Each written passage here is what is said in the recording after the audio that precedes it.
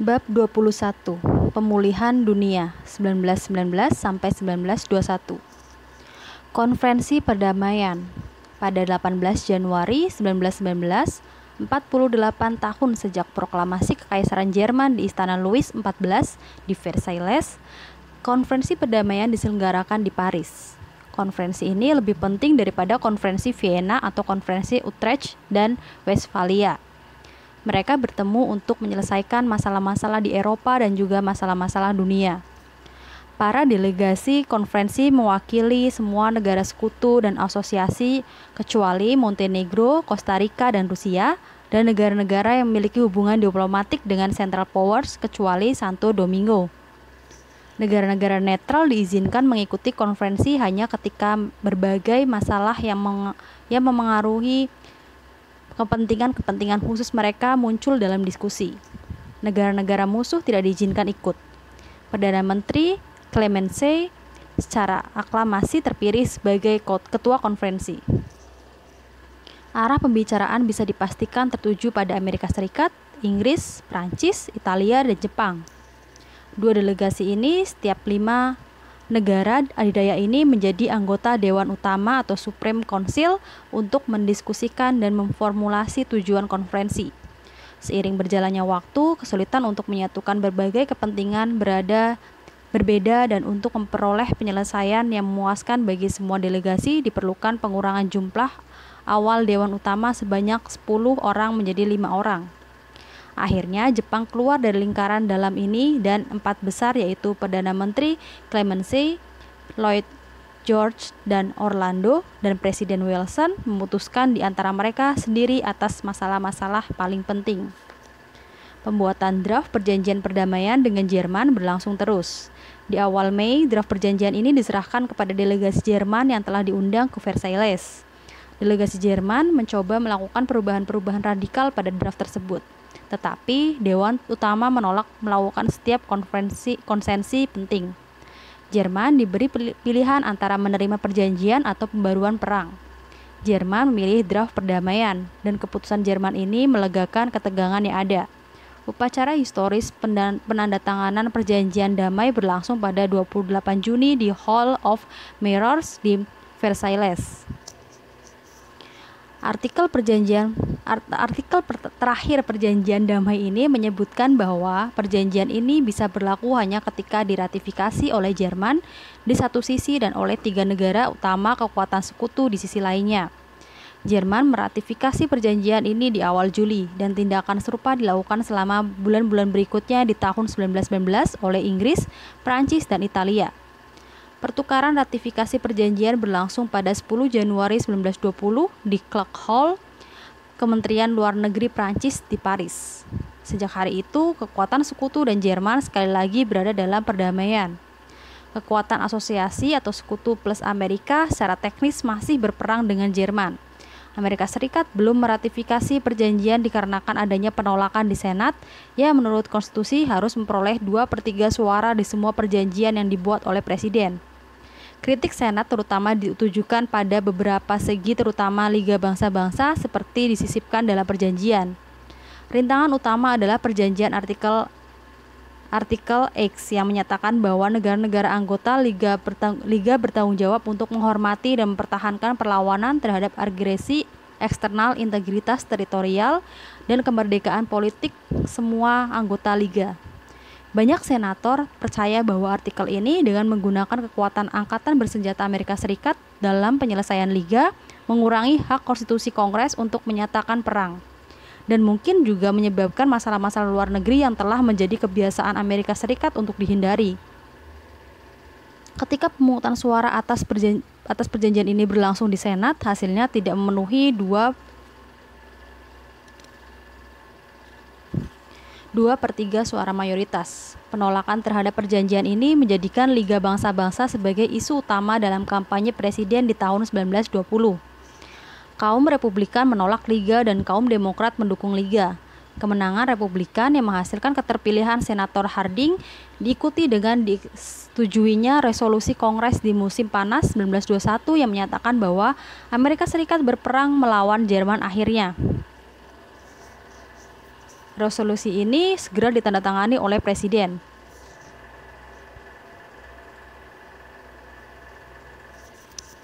Perjanjian damai dinegosiasikan oleh administrasi tidak hanya dengan Jerman tetapi juga dengan Austria dan Hungaria dan kemudian diratifikasi oleh Senat. Perdamaian dengan Jerman. Perjanjian Versailles mengubah perbatasan bagian barat Jerman. Hal paling penting adalah Jerman mengembalikan Alsace dan Lorraine kepada Prancis. Pemerintahan buruk Jerman di kedua provinsi ini sejak 1871 dan keinginan kuat rakyat di kedua provinsi ini untuk bergabung dengan Prancis menjadi alasan kuat diselenggarakannya konferensi perdamaian. Penguasaan atas Alsace-Lorraine yang secara praktis tidak terusik oleh ganasnya perang juga menutup kerugian yang dialami Prancis di wilayah utara. Kedua, Jerman menyerahkan kepada Prancis beberapa tambang batu bara di lembah Saar atau di utara Lorraine. Area ini yang direbut dari Prancis pada 1815 akan berada di bawah pemerintahan Liga Bangsa-Bangsa hingga pemilihan umum diselenggarakan untuk menentukan apakah penduduk menyukai kedaulatan Prancis atau Jerman. Ketiga, Jerman setuju bahwa Schleswig Utara harus dikembalikan kepada Denmark jika mayoritas penduduknya menginginkan perubahan. Melalui langkah-langkah ini, sekutu berusaha memperbaiki kerusakan yang dilakukan Prusia pada Denmark pada 1864. Keempat, Jerman menyerahkan beberapa distrik kecil di perbatasan barat kepada Belgia. Restorasi Polandia diperlukan untuk perubahan-perubahan di perbatasan timur Jerman. Jerman menyerahkan Posen dan Prusia Barat kepada negara Polandia baru. Jerman juga melepas kekuasaannya atas Danzig sehingga menjadi sebuah kota bebas di bawah perlindungan Liga Bangsa-Bangsa. Tindakan ini menjamin akses tidak terbatas kepada Polandia di bawah Baltik hingga lembah Vistula. Lepasnya wilayah-wilayah ini harus ditanggung oleh Prusia yang sebagai konsekuensinya tidak akan lagi membayangi negara-negara Jerman. Maka konferensi perdamaian membuka banyak karya Frederick Agung dan Bismarck bagi keagungan Prusia. Nama Jerman di kekaisaran kolonial ternoda di peta. Semua kepemilikan Jerman di luar negeri diambil dari Jerman. Afrika Timur Jerman dikuasai oleh Inggris dan Afrika Barat Daya di Jerman dikuasai oleh Persatuan Afrika Selatan. Togo dan Kamerun dibagi antara Prancis dan Inggris. Karena itu wilayah-wilayah ini akan berada di bawah mandat Liga Bangsa-Bangsa. Mandat untuk pulau-pulau Pasifik Jerman di utara Khatulistiwa dikuasai oleh Jepang dan pulau-pulau di selatan Khatulistiwa dikuasai oleh Australia. Namun demikian, Selandia Baru memperoleh mandat untuk Samoa Jerman. Jerman juga memberikan kepada Jepang semua haknya di Kiautschou dan Provinsi Santung. Tanggung jawab atas semua kerusakan baik di darat dan di laut ditanggung oleh Jerman. Setelah banyak tawar-menawar, Jerman di tahun 1921 setuju untuk membayar ganti rugi sebesar 132 miliar gold marks, sekitar 33 miliar dolar, plus jumlah hutang Belgia kepada negara-negara sekutu, tetapi lebih sedikit yang dibayarkan. Penguasaan sekutu atas Rhineland akan berlanjut hingga pembayaran lunas. Klausa perjanjian militer dimaksudkan untuk menjadikan Jerman innocuous. Klausa perjanjian mencakup penghapusan konskripsi, pengurangan tentara hingga 100.000 orang, dan penghancuran benteng-benteng di bagian barat Rhine, yaitu benteng-benteng yang berada di zona 30 mil di tepi timur Rhine, benteng-benteng yang mengontrol Baltik, dan benteng-benteng di Helgoland. Armada Jerman dikurangi hingga hanya menjadi beberapa kapal perang tanpa kapal selam. Pesawat terbang, pesawat amfibi, dan balon terbang tidak lagi dipertahankan untuk tujuan perang. Perjanjian juga melarang impor-ekspor hingga hampir semua produk material perang. Persyaratan-persyaratan drastis ini akan menjadi jalan bagi pembatasan umum peralatan perang oleh bangsa-bangsa. Perdamaian dengan Austria, Hungaria, Bulgaria, dan Turki. Perjanjian dengan Austria ditandatangani di September 1919 di Saint-Germain dekat Paris. Perjanjian Saint-Germain menghasilkan lebih sedikit hal daripada fakta yang tercapai, yaitu disintegrasi dual monarki, yaitu Austria-Hungaria. Austria menyerahkan wilayahnya kepada Cekoslovakia dan Yugoslavia dan mengakui kemerdekaan mereka. Bagian lain wilayah kekuasaan Habsburg di selatan diserahkan kepada Italia atau Trentino dan Adriatik. kepada Polandia, Galicia kepada Rumania, Bukowina. Maka Republik Austria baru menjadi sebuah negara kecil tanpa memiliki laut dengan kebudayaan Jerman dan sebagian besar populasi Jerman. Perjanjian juga mencakup hal perbaikan dan pelucutan senjata. Perjanjian dengan Hungaria ditandatangani di Juni 1920 di Versailles. Perjanjian ini menjadikan Hungaria sebagai sebuah negara kecil yang dihuni hampir seluruhnya oleh bangsa Magyars. Cekoslovakia menguasai bagian utara Hungaria yang memiliki populasi bangsa Slovak. Rumania menguasai distrik-distrik Transilvania dan Yugoslavia menguasai wilayah Slovenia dan Kroasia. Tuntutan terhadap Hungaria untuk pelucutan senjata dan reparasi kemudian identik dengan tuntutan terhadap Austria. Perjanjian dengan Belgia yang ditandatangani di November 1919 di Neuilly sedikit mengubah perbatasan barat Bulgaria demi keuntungan Yugoslavia. Perbatasan dengan Rumania tetap tidak berubah sama seperti sebelum perang. Perubahan perbatasan terpenting terjadi di bagian selatan, di mana Bulgaria menyerahkan Thrace kepada Yunani, maka Bulgaria kehilangan pintu keluar menuju Laut Aegea. Bulgaria juga dipaksa untuk membatasi jumlah pasukannya hanya hingga 20.000 prajurit, menyerahkan semua kapal perang dan pesawat tempur dan membayar ganti rugi sebesar $445 juta. Perjanjian dengan Turki yang ditandatangani di Agustus 1920 di Sevres membatasi wilayah Ottoman di Eropa hingga Konstantinopel dan sekitarnya. Apa yang tersisa dari Turki Eropa diserahkan kepada Yunani. Wilayah pantai Bosporus, Laut Marmora, dan Dardanella menjadi wilayah internasional, sehingga pintu gerbang Laut Hitam bebas bagi semua negara. Anatolia, wilayah pertama kekuasaan Ottoman 6 abad yang lalu, terus berada di bawah kedaulatan Turki. Namun demikian, Yunani secara administratif telah menerima kekuasaan atas kota Smyrna dan wilayah-wilayah sekitarnya. Bagian Asia kecil ini memiliki bangsa Hellas kuno dan masih dihuni oleh banyak populasi Yunani. Kepulauan Dodekanes atau Sporades yang dikuasai oleh Italia selama Perang Turki-Italia di tahun 1911 sampai 1912 telah diserahkan oleh Italia kepada Yunani dengan pengecualian Rhodes. Secara ras dan tradisi historis, penduduk kepulauan ini utamanya adalah bangsa Yunani.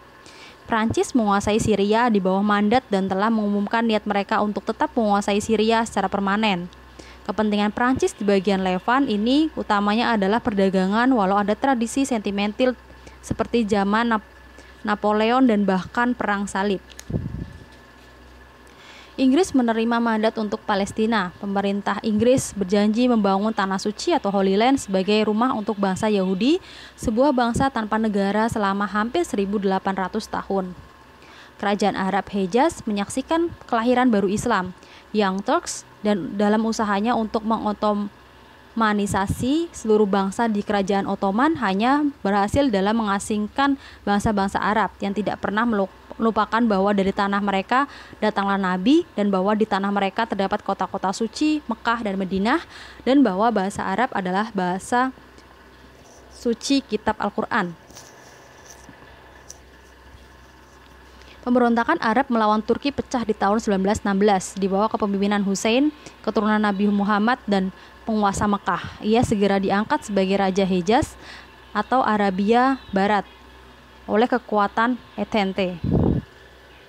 Inggris juga diberi mandat untuk Mesopotamia. Administrasi Inggris harus menyelamatkan wilayah ini dari kerusakan selama berabad-abad akibat pemerintahan buruk Turki. Dengan pertanian dan irigasi yang baik, Mesopotamia segera akan menjadi ladang pangan bagi Near East atau Timur Dekat seperti di masa lampau.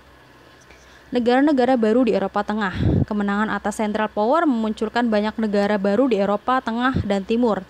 Jerman setelah unifikasi dan Austria-Hungaria dan Turki di sepanjang abad ke-19 secara sistematis menentang nasionalisme sebagai kekuatan yang menghancurkan kekaisaran mereka.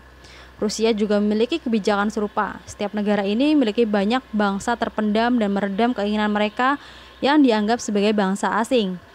Kekalahan Central Powers dan revolusi Rusia menawarkan kesempatan unik dan untuk membuat kembali peta Eropa dalam hal nama dan kepentingan semua bangsa Eropa, baik kecil besar atau kecil.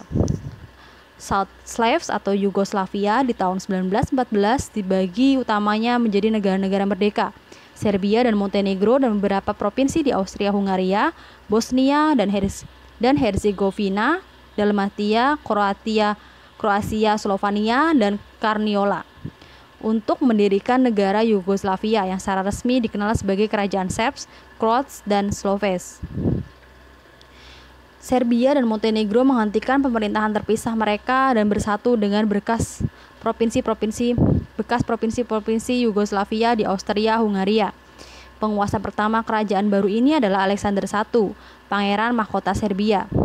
Belgrade menjadi ibu kota kerajaan baru ini. Perselisihan lama dan sengit antara Yugoslavia dan Italia atas penguasaan Fium, sebuah pelabuhan penting di Adriatik, akhirnya bisa diselesaikan dengan menjadikan Fium sebagai sebuah negara bebas dengan pemerintahannya sendiri. Prinsipalitas Albania yang dibentuk oleh kekuatan sekutu di tahun 1913 hilang sama sekali segera setelah pecah Perang Dunia.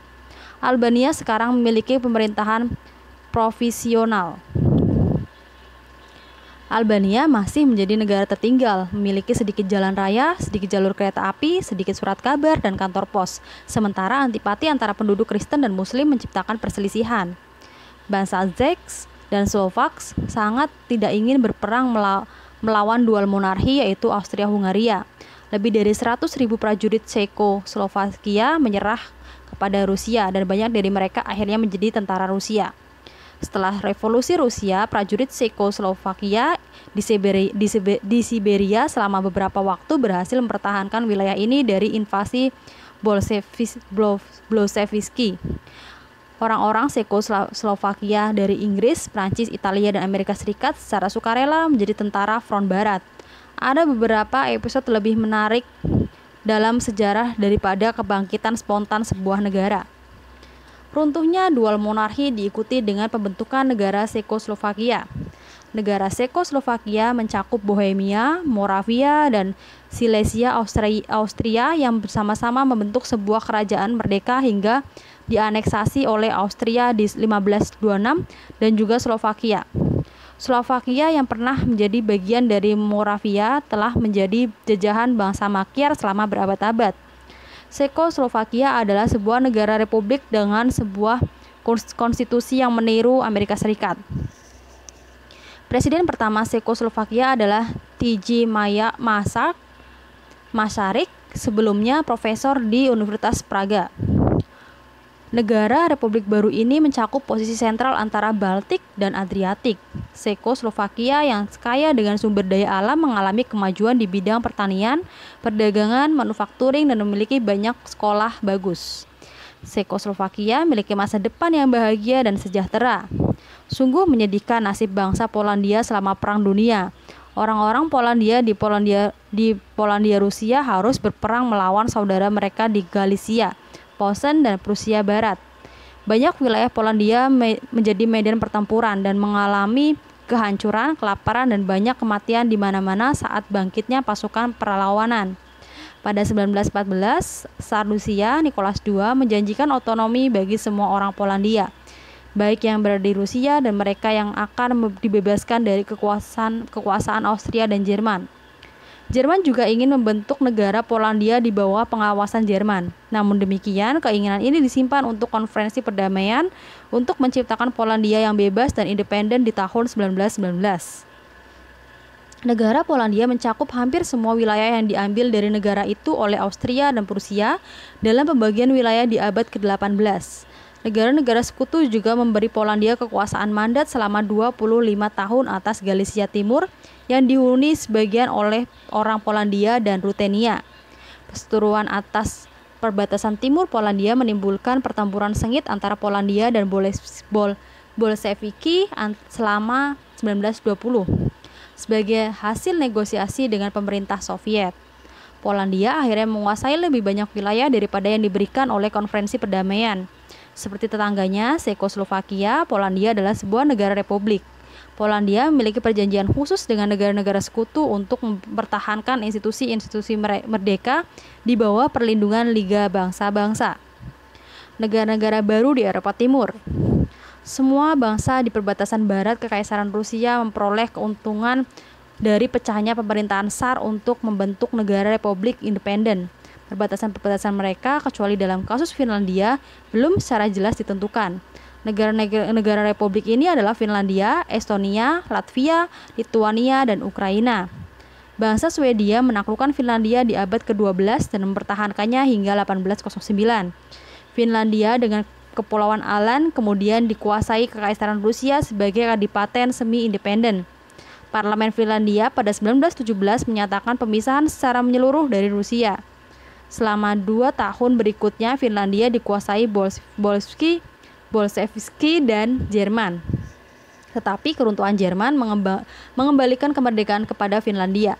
Finlandia segera diakui sebagai negara republik independen oleh kekuatan sekutu.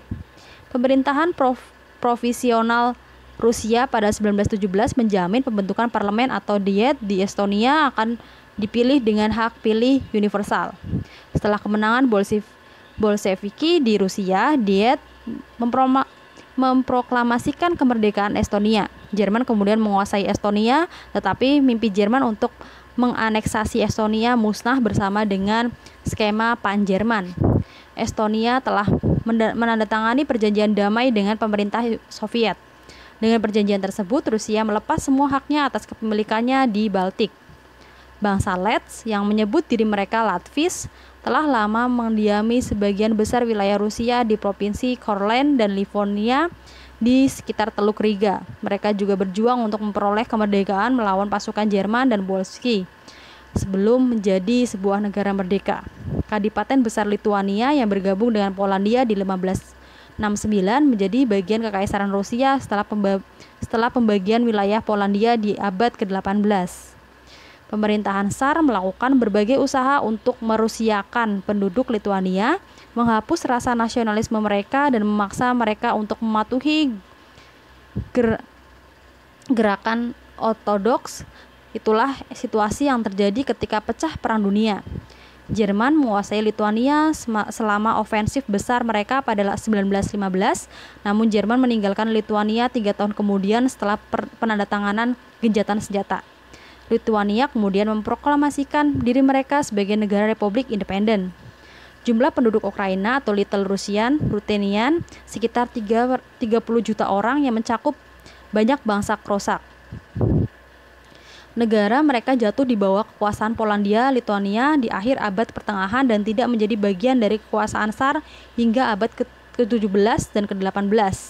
Dengan dataran luas dan subur yang digunakan untuk pertanian dan peternakan dan kekayaan alam berupa batu bara dan mineral. Ukraina menjadi negara penting di Eropa. Pemerintahan Bolshevis saat ini bersekutu dan tunduk pada Rusia. Kita akan mengingat bahwa selama abad ke-19 Rusia memperoleh perbatasan dengan menganeksasi wilayah-wilayah di kedua sisi pegunungan Kaukasus. Bangsa-bangsa Kaukasus telah mendirikan 3 negara republik yaitu Azerbaijan, Georgia, dan Armenia. Tidak ada tempat lain di dunia memiliki begitu banyak suku, bahasa, dan agama berbeda yang telah dipersatukan bersama-sama. Setidaknya 50 dialek berbeda digunakan di wilayah ini. Sebagian besar bangsa Kaukasian adalah Muslim, tetapi orang-orang Georgia menganut gereja Yunani dan Armenia memiliki gereja nasional mereka sendiri. Azerbaijan, Georgia, dan Armenia sekarang secara praktis berada di bawah kekuasaan Rusia dan di bawah pemerintahan Bolshevis Soviet. Demokrasi dan sosialisme. Ketika Perang Dunia mulai, 2/3 Eropa berada di bawah kekuasaan otokrasi. Jerman yang menolak menerima prinsip-prinsip demokrasi mendapat dukungan Austria-Hungaria, Bulgaria, dan Turki. Benar bahwa otokrasi Rusia berperang di pihak sekutu, tetapi revolusi Rusia berjanji untuk menjadikan Rusia sebagai negara liberal. Kemenangan Central Powers tidak hanya menghancurkan harapan semua negara terpendam di Eropa. Kemenangan ini juga akan membahayakan eksistensi pemerintahan populer di mana saja. Jerman dan negara-negara satelitnya pada 1914 melakukan tantangan bagi kemerdekaan umat manusia. Semua tahu bagaimana tantangan itu dihadapi. 2 kaisar yaitu Kaisar Jerman dan Kaisar Austria, 2 tsar yaitu Tsar Rusia dan Tsar Bulgaria, 6 raja yaitu Raja Prusia, Saksoni, Bavaria, Württemberg, Hungaria, dan Yunani, dan banyak pangeran, duk, Grand Duke meninggalkan hak turun-temurun mereka dan mencari perlindungan dalam ketidakjelasan atau dalam pembuangan. Lebih banyak kedaulatan yang dihancurkan menunjukkan bagian lembar keseimbangan perang. Banyak kaisar, raja, pangeran, duke, dan grand duke meninggalkan absolutisme dan hak keilahian.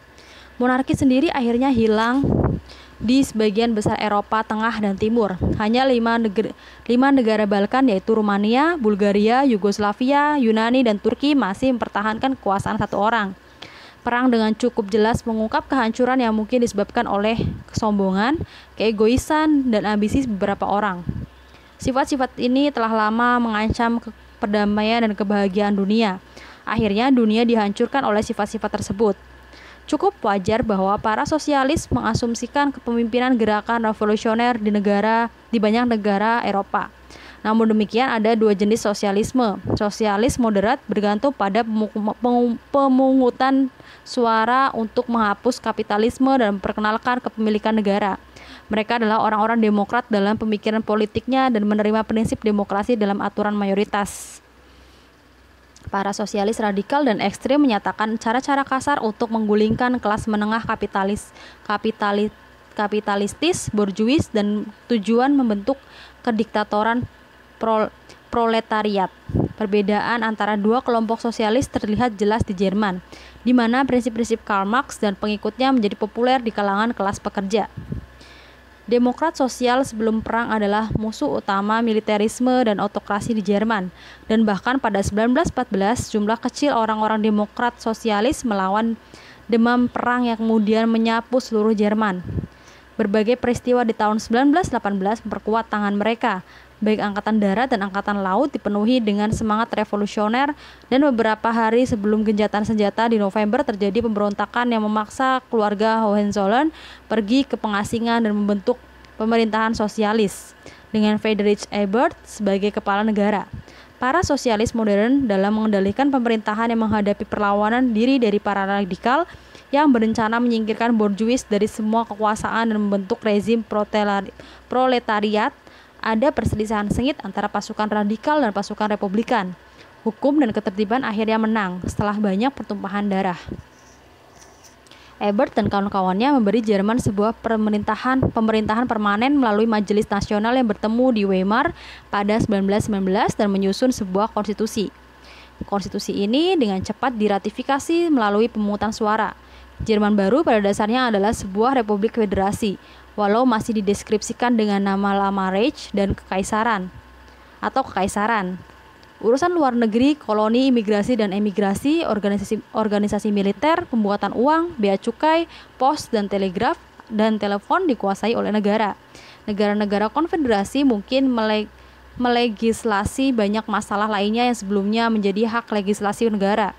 Setiap negara harus memiliki bentuk pemerintahan republik dengan perwakilan dipilih melalui pemungutan suara secara rahasia oleh seluruh penduduk Jerman, baik laki-laki maupun perempuan. Konstitusi masih mempertahankan beberapa bentuk dan ciri pemerintahan lama. Dewan Kekaisaran atau Reichsrat yang menggantikan Bundesrat memiliki delegasi dari negara-negara konfederasi. Setiap negara konfederasi setidaknya memiliki satu suara, dan dalam hal negara yang lebih besar atau suara akan ditentukan menurut setiap juta penduduk. Namun demikian, tidak ada negara bisa memiliki lebih dari 2/5 seluruh suara di Reichsrat. Klausa konstitusi ini akan mencegah kontrol dewan oleh Prusia. Lama tidak berdaya di bawah rezim kekaisaran, Reichstag sekarang menjadi badan pembuat undang-undang tertinggi, tetapi vetonya bisa dikalahkan oleh 2/3 suara Majelis Nasional. Presiden Jerman akan dipilih oleh seluruh rakyat untuk masa jabatan 7 tahun. Ia bisa dipilih kembali. Presiden membuat perjanjian memilih pejabat publik, memimpin angkatan bersenjata, mengangkat dan menghentikan kanselor atau ketua kedutaan bersama dengan anggota kementerian lainnya. Provisi konstitusi yang mensyaratkan bahwa konselor dan koleganya memegang jabatan hanya selama mereka dipercaya oleh Reichstag, memberi Jerman pemerintahan kabinet secara substansial. Austria juga menjadi negara republik. Majelis Nasional di mana sosialis memiliki perwakilan terbanyak bertemu pada 1919 dan membentuk konstitusi liberal. Majelis mendeklarasikan pembentukan persatuan Austria dan Jerman. Sekutu tidak memedulikan unifikasi bangsa-bangsa berbahasa Jerman di Eropa yang telah lama tertunda ini. Salah satu klausa perjanjian Saint-Germain membuat perjanjian ini bergantung pada persetujuan Dewan Liga Bangsa-Bangsa. Republik Rakyat Hungaria berdiri segera setelah penandatanganan gencatan senjata. Republik ini hanya bertahan selama beberapa bulan karena dikalahkan oleh rezim Bolshevis yang juga hanya bertahan singkat. Setelah banyak kekacauan, para sosialis moderat Hungaria berhasil membentuk pemerintahan republik lainnya di Budapest. Republik ini bertahan walau hanya bangsa Magyar adalah bagian dari monarki. Namun demikian, sekutu tidak akan mengizinkan restorasi keluarga Habsburg di Hungaria. Fakta mencolok mengenai Rusia sejak November 1917 adalah kemampuan Bolsheviki mempertahankan kekuasaan mereka pada dasarnya adalah kediktatoran sejak proletariat urban menjadi hanya sekitar 1/10 populasi Rusia. Bolsheviki sangat konsisten dalam melawan sidang Majelis Nasional untuk membentuk sebuah konstitusi yang bisa diterima oleh mayoritas rakyat Rusia. Bolsheviki selama masa ini menghadapi perlawanan serius kaum liberal dan reaksioner Rusia yang menggabungkan kekuatan mereka untuk menggulingkan pemerintahan Soviet. Gerakan anti-Bolsheviki ini dapat dukungan di Rusia Selatan dan Siberia. Selama 1919 sampai 1920, Tentara Merah memperoleh kemenangan di setiap front dan menguasai kembali sebagian besar wilayah Rusia, Eropa, Siberia, dan Asia Tengah Rusia. Kemenangan Bolshevis tampaknya disebabkan oleh kesalahan sama emigran yang anti-Bolshevis selama revolusi Prancis dan meminta bantuan asing dari Inggris, Prancis, Jepang, dan Amerika Serikat. Tindakan ini membangkitkan sentimen nasional rakyat Rusia yang siap mengikuti Lenin dan Trotsky dalam mengusir para penyerbu negara mereka. Sekutu Barat sekarang telah menarik diri dari Eropa dan Rusia Asiatik, walau Jepang masih mempertahankan kekuatannya di Siberia. Dengan mengadopsi kebijakan non-intervensi terhadap kepentingan Rusia, Sekutu menolak mengakui pemerintahan Soviet hingga merasa yakin bahwa Bolsheviki tidak lagi menggunakan metode barbar dan menggantikan dengan metode yang beradab. Namun demikian, hubungan dagang segera dibangun kembali. Rusia yang kehidupan ekonominya hancur oleh perang dan tindakan-tindakan Bolsheviki membutuhkan bantuan Barat untuk menghidupkan kembali industrinya yang hancur. Bagian lain Eropa sepertinya membutuhkan sumber daya alam Rusia yang kaya untuk rekonstruksi ekonomi setelah perang. Rekonstruksi ekonomi. Perang membayangi hampir seluruh bumi. Tidak ada yang seperti ini pernah terjadi sebelumnya. 27 negara dengan negara-negara jajahan mereka mengangkat senjata, sementara 5 negara Amerika Latin memutuskan hubungan diplomatik dengan Jerman. Hanya 17 negara tetap netral. Namun demikian, walaupun netral, tetap tidak bisa melepaskan diri dari dislokasi ekonomi yang disebabkan perang. Tidak ada pernyataan pasti mengenai jumlah nyawa yang hilang dalam pertempuran dan sebagai akibat dari luka, kecelakaan, atau penyakit. Perdana Menteri Clemenceau di salah satu surat sekutu untuk Jerman sebelum ia menandatangani perjanjian menyatakan bahwa tidak kurang dari 7 juta nyawa terkubur di Eropa, sementara lebih dari 20 juta orang mengalami luka dan penderitaan.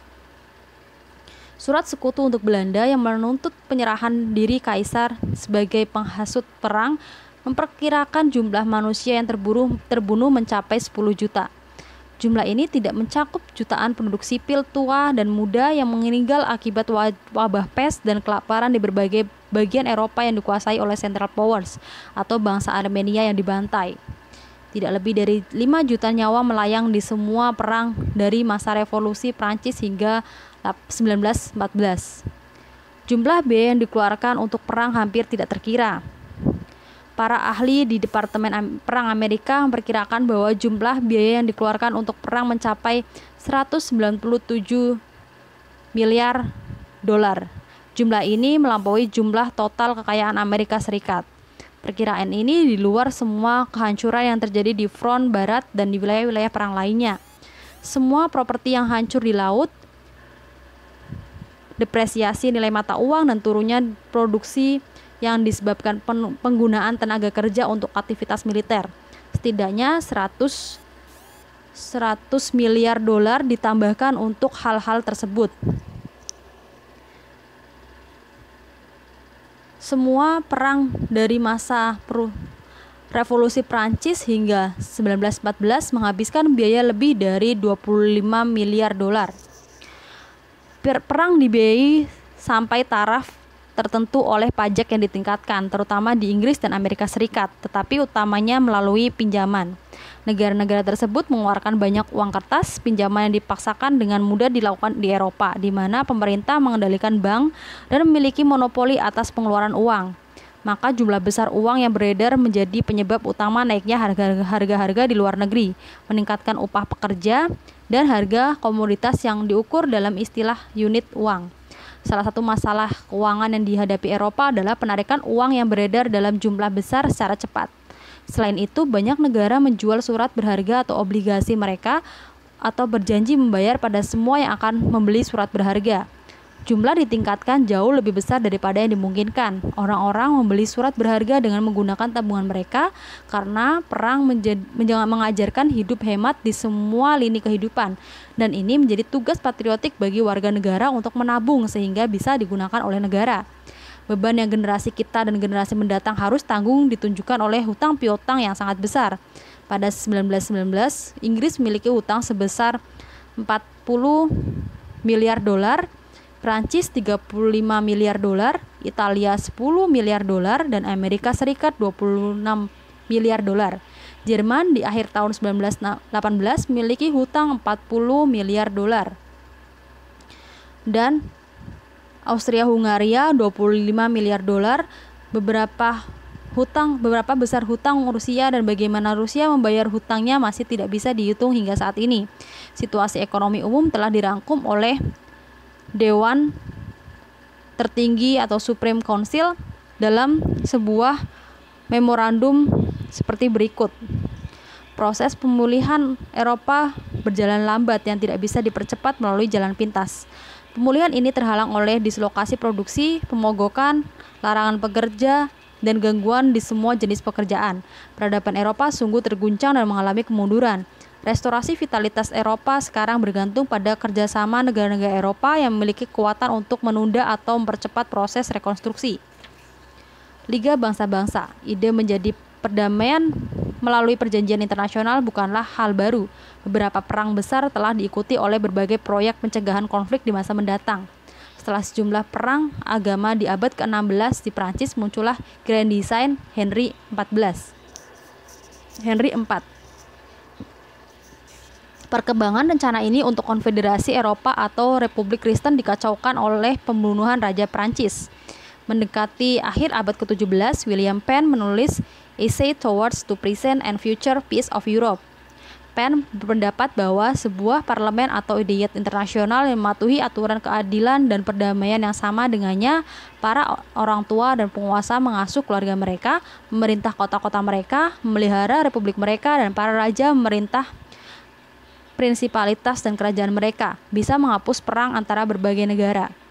Perang revolusioner Prancis menghasilkan Towards Perpetual Peace, karya Immanuel Kant. Dalam bukunya ini, filsuf besar Jerman ini menyatakan bahwa perdamaian berkelanjutan bisa diwujudkan melalui persatuan internasional negara-negara, dan bahwa persatuan ini bisa diwujudkan ketika autokrasi memberi jalan bagi demokrasi. Namun demikian, para autokratlah yang pertama kali melakukan usaha dalam pembentukan Liga Bangsa-Bangsa. Di 1815, setelah Eropa mengalami kehancuran akibat perjuangan melawan Napoleon, Tsar Alexander I bergabung dengan Prancis I dari Austria dan Frederick William III dari Prusia membentuk Holy Alliance atau aliansi suci. Tiga penguasa ini bersumpah atas nama Yang Maha Suci dan Trinitas untuk mengabdikan diri mereka bagi aturan keadilan, amal Kristen, dan perdamaian. Mereka berjanji untuk tetap bersatu melalui ikatan persaudaraan sejati dan tidak terpisahkan, dan saling membantu di semua peristiwa. Sebagian besar negara Eropa lainnya kemudian bergabung dengan pengecualian Paus, Sultan, dan George IV. Walaupun telah melakukan berbagai usaha untuk meningkatkan prinsip-prinsip moralitas bagi hubungan internasional, aliansi suci tidak pernah memiliki peran penting. Sebagian besar negarawan setuju dengan karakterisasi Metternich terhadap aliansi suci sebagai sesuatu yang tidak penting tetapi bersuara lantang. Aliansi suci kemudian memudar sebagai pelupaan dan digantikan oleh lembaga yang lebih praktis, yaitu Concert of Europe. Lima kekuatan besar Inggris, Prancis, Prusia, Austria, dan Rusia yang membentuk Concert tidak menjaga perdamaian sepanjang abad ke-19. Kepentingan mereka dan terutama aspirasi nasionalisme mereka yang saling bertentangan lebih dari sekali memicu perselisihan di antara mereka. Namun demikian, ide pembentukan Concert of Europe terus berjalan, dan dari waktu ke waktu kekuatan-kekuatan besar ini memaksakan kehendak mereka ke seluruh Eropa. Mereka menetralkan Swiss pada 1815 dan Belgia pada 1839. Pada Kongres di Paris pada 1856 yang menghentikan Perang Krim, mereka menandatangani Deklarasi Paris yang menyediakan aturan tentang perang di melaut. Melalui Konvensi Jenewa pada 1864, mereka bertanggung jawab memperbaiki perang di darat dan membentuk Palang Merah Internasional dengan cabang-cabang di setiap negara beradab. Di 1878, kekuatan-kekuatan besar yang sekarang meliputi Inggris, Prancis, Jerman, Austria-Hungaria, Italia, dan Rusia bertemu di Kongres Berlin untuk menyelesaikan masalah di timur. Concert of Europe sekarang tidak hanya terbatas di Eropa. Concert of Europe membentuk negara merdeka Kongo di bawah perlindungan internasional, menetralkan terusan Suez, bekerjasama dengan Jepang dan Amerika Serikat untuk menekan pemberontak Boxers di Cina, dan mengadakan konferensi Algeciras untuk membahas masalah Maroko. Negara-negara anggota Concert of Europe juga mulai berpaling pada arbitrase sebagai cara untuk menyelaraskan perbedaan antara mereka. Inggris dan Amerika Serikat misalnya menyetujui klaim Alabama setelah perang sipil dan dengan cara yang sama mengakhiri perselisihan antara British Guiana dan Venezuela yang mengancam melibatkan dua bangsa besar yang berbahasa Inggris. Selama abad ke-19, lebih dari 200 keputusan dibuat di pengadilan arbitrase, dan setiap keputusan itu dijalankan. Setelah 1900 banyak negara terkemuka saling membuat perjanjian. Setelah perjanjian untuk menyingkirkan semua arbitrase kontroversial kecuali arbitrase yang mempengaruhi kehormatan atau kepentingan vital mereka seperti kemerdekaan. Arbitrase internasional memperoleh impetus besar di dua konferensi Hague pada 1899 dan 1907. Kekuatan-kekuatan besar yang berkumpul tidak menyetujui pembatasan terhadap persetujuan, tetapi mereka merevisi hukum perang. Walaupun tanpa otoritas untuk memaksakan dekretnya, Hague Tribunal bisa menyelesaikan sejumlah kontroversi yang dibuat sebelumnya mungkin telah memicu perang. Hague Tribunal menandai kemajuan mencolok menuju perdamaian internasional. Kemudian datanglah Perang Dunia. Dengan nafsu penaklukannya, Jerman seketika mundur dari Concert of Europe, menolak setiap proposal untuk arbitrase atau mediasi, dan setelah permusuhan dimulai, Jerman mulai melanggar perjanjian-perjanjian yang telah dibuatnya dan mulai menggunakan peralatan perang di darat dan di laut. Sekutu sebagai akibatnya menjadi pembela hukum internasional dan pembela demokrasi. Pengorbanan besar mereka selama perang menjadi sia-sia, kecuali jika beberapa cara ditemukan untuk melindungi kesucian perjanjian dan mencegah perang agresif di masa depan. Sebuah liga internasional harus segera dibentuk, bukan sebagai rencana utopia, tetapi sebagai keputusan praktis bagi perdamaian dan keamanan umat manusia. Pemikiran semacam ini berulang kali diungkapkan oleh sejumlah negarawan yang bertanggung jawab di negara sekutu, terutama oleh Mr. Lloyd George dan Presiden Wilson.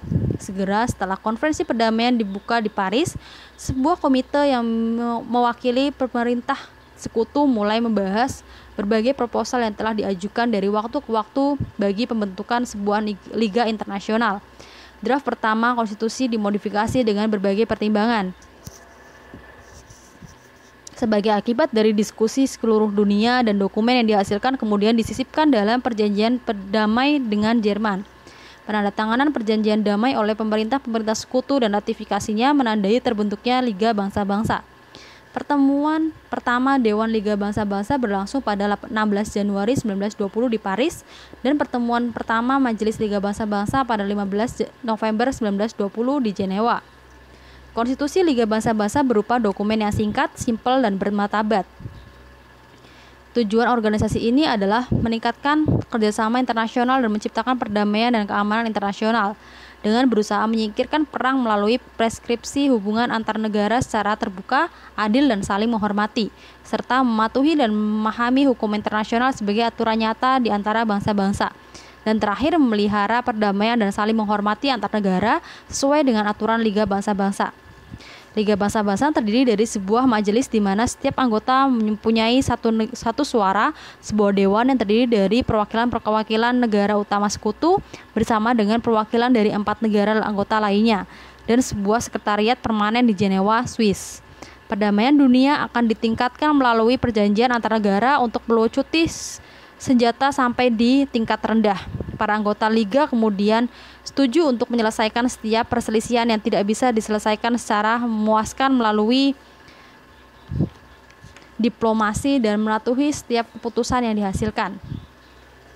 Jika anggota memilih perang, anggota tersebut dianggap telah melakukan tindakan agresi terhadap semua anggota lainnya, yang jika perlu menggunakan angkatan bersenjata untuk melawannya. Sebuah pengadilan dunia yang terdiri dari 11 ahli hukum ternama dari berbagai negara berbeda yang mewakili berbagai ras, bahasa, bangsa, dan hukum legal didirikan pada 1921 untuk memfasilitasi penyesuaian damai perselisihan internasional dan secara bertahap melalui keputusan-keputusan yang membentuk sistem keadilan internasional. 40 negara diwakili oleh sejumlah delegasi di pertemuan pertama di Majelis Liga pada 1920.